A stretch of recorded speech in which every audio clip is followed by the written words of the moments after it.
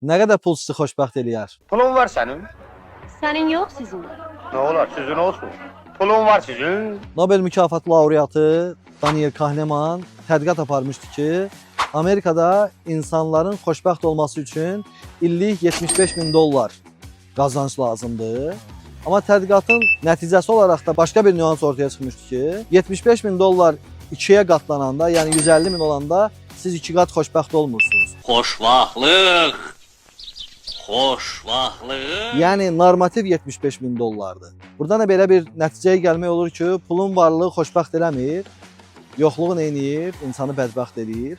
Amma çox təəssüf ki, bizim Azərbaycanda pulla bağlı mədəniyyətimizdən irəli gələn neqativ düşüncələr var. Pulu əl çirki kimi qəbul edirik. Pul əl çirkidir. Çox pulla məşğul olma. Kitab oxu, kitab.